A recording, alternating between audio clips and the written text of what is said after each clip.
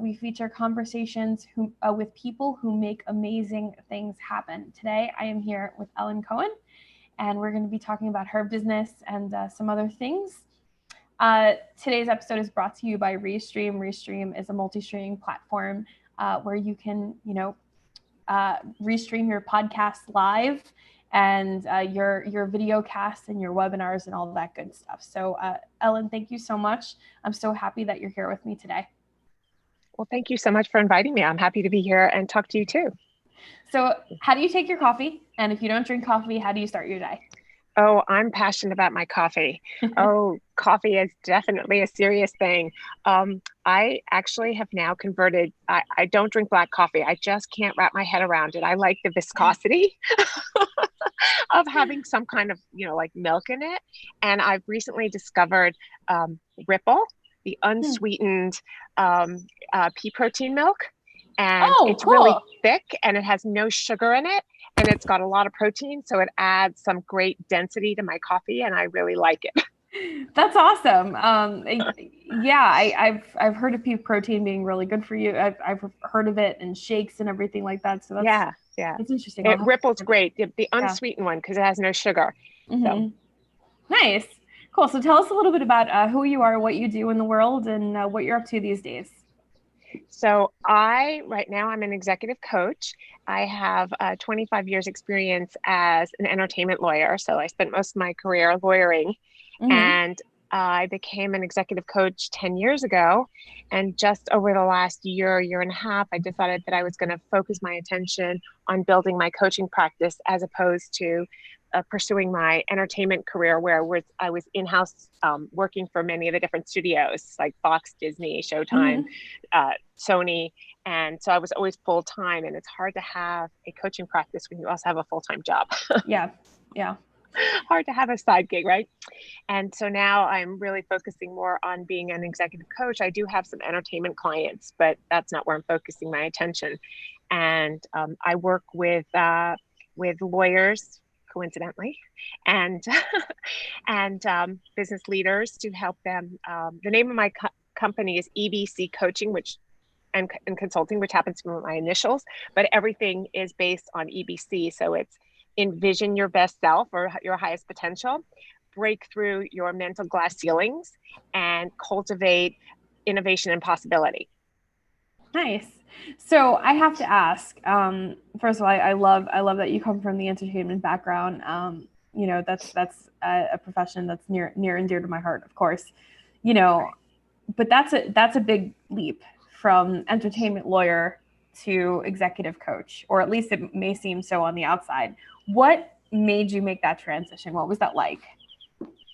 So so it's really not that big a transition, because lawyers generally, particularly in-house lawyers, where I've spent most of my career, our job is to solve problems. That's all we do, is solve problems. People come to us, we either brainstorm with you, we either help you find a solution, but lawyers, the best lawyers are the ones who are solving problems. I mean, that's our job. If we can't solve a problem, then we're going to be the lawyers who are always saying no. So the best lawyers are the ones who are trying to get to yes. And so we also are trained in the Socratic method of asking lots of questions. And that's all we do. And even litigation attorneys who are like in depositions, you're asking lots of questions.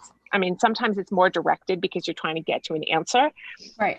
So the transition to being a lawyer or being a coach was actually liberating, because a lot of people would come to me to help me solve their problems. And I would say, here's your answer. I got your solution. And then it was me giving them the answer to their problem. And as we in coaching and the coaching world know, and maybe you personally, is when somebody else solves your problem for you, you don't own it. It's not your answer. It's the answer that works for me. And it may seem logically the right answer, but it may not be, heart-wise or subconsciously, or, what you really want. So that coaching is a perfect transition to helping me solve other problems without being frustrated by me solving problems that are not the answers. I love that. That's amazing. So actually it is a logical transition to go from being a lawyer to working with executives and coaching and everything like that. I love that. What was your niche when it came to being a lawyer? So I work for the television, mostly television studios, doing, my title was business affairs. And business affairs is basically the deal maker for the studio. You negotiate with the agents and lawyers who represent the talent, and you negotiate. You're not really necessarily wearing the legal hat, but you're the deal maker. You're the one who are solving all the problems and making the business decisions for the deals. And it's really funny because at the end of the day, most of my job was hiring people. I hired the actors, I hired the directors, I hired the writers, I hired the executive producers. I just hired people, or I was in, I negotiated deals for option agreements for like optioning books and music. I mean, books and scripts and, shows and formats. And then oversaw a lot of the shows on the day-to-day kind of business side of it. That's great. So who's your ideal client these days? Who do you love to work with, and what's an ideal engagement look like for you? So I love working with people who who feel stuck in their life, and they feel like there's something bigger out there, and that there's this belief for some reason, and I call them mental glass ceilings. Sometimes they're saboteurs, they're self-limiting beliefs. But the belief that for some reason, you can't do it. It's not available to you. And I want my clients to envision this, like this big dream, their highest potential, this thing that would make them like wildly successful. And yet there's this belief that it's not available to them. And I want them to break through that so they can cultivate what I call their innovative possibilities. So, and really step into that, really think out of the box, think bigger, think expansively, so that they can, if we look at like Dory Clark, step into their breakthrough ideas or become the entrepreneur. But what is their block that can't even get them there? I love that. So if I'm a beginning entrepreneur and I have a self-limiting belief, what's one step that I can take?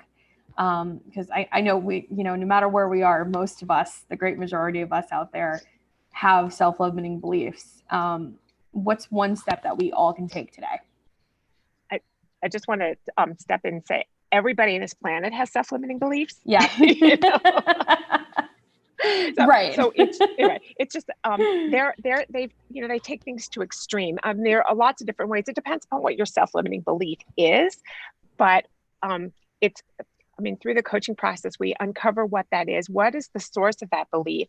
And also shine a light into people understanding that that is just a belief. It's not a truth.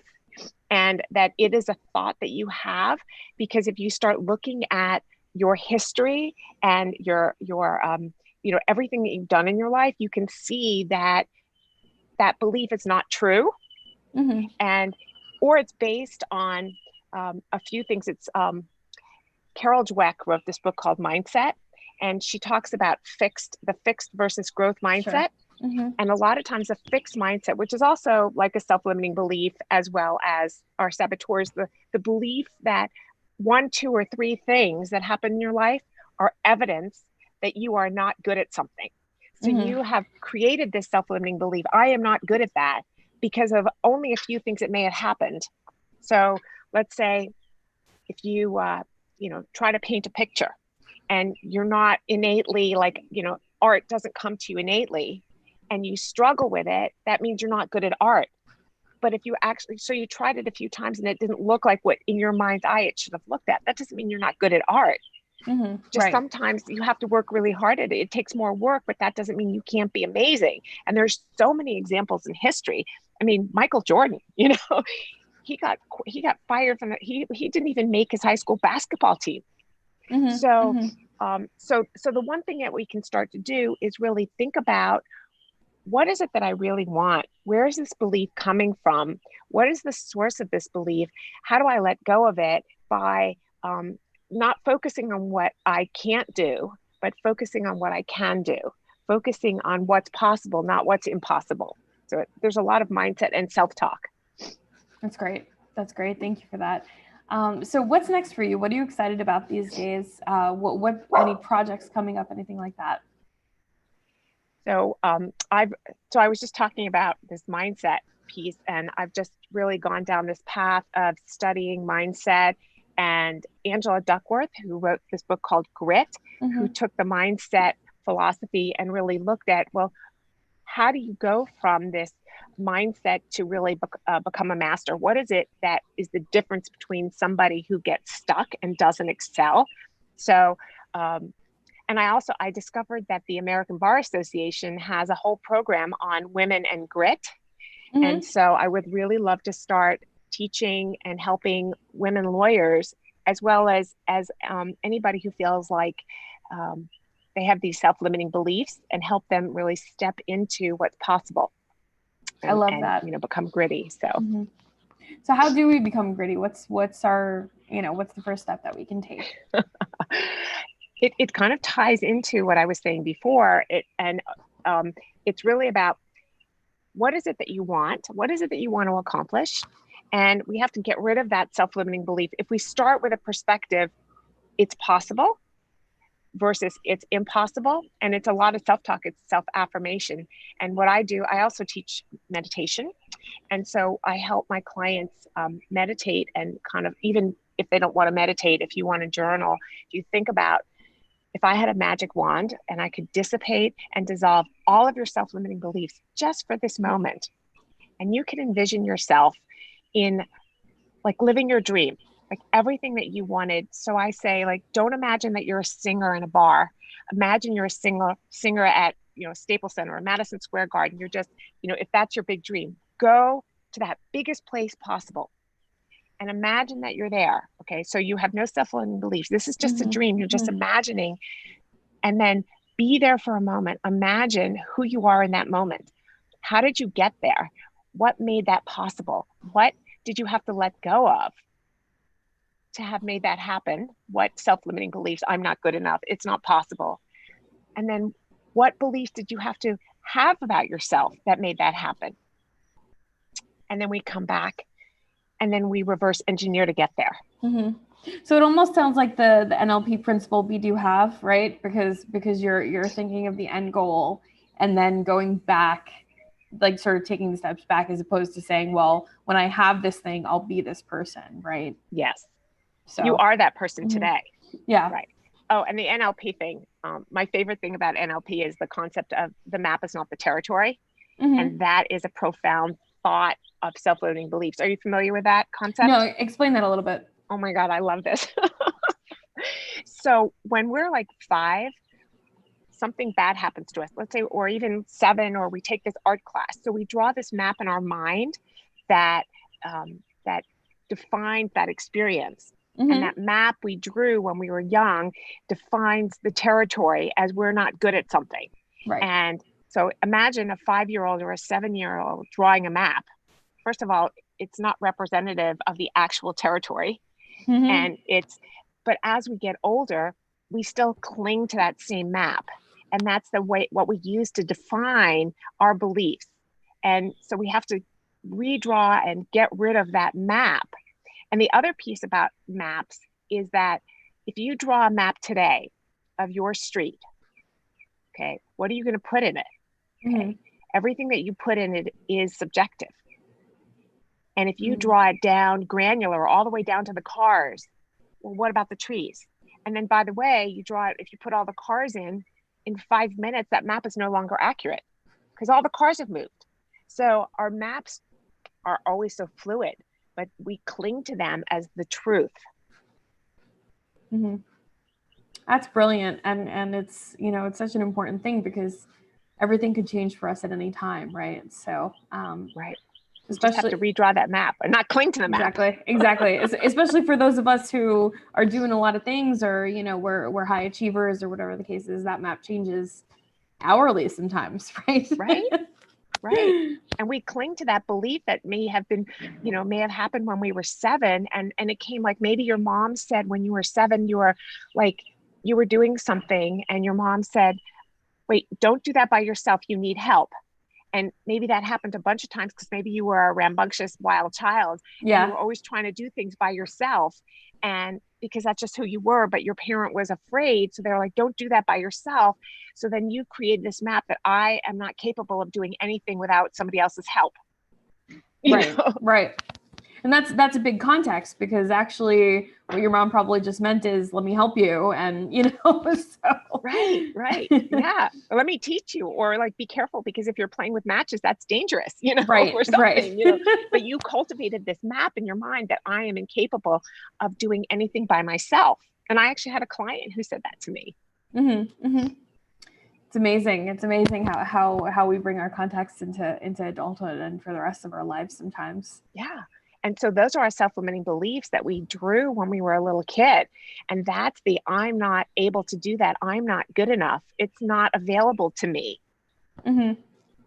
Nice. And if we could just tear that up, imagine where we could be, all Yeah. of us. Mm-hmm. And, my dream is everybody to live to their fullest potential. Yeah. I love that. And what better way to do it than coaching and asking, important questions, and, you can really, really change somebody's life that way. So that's beautiful. How can people get in touch with you?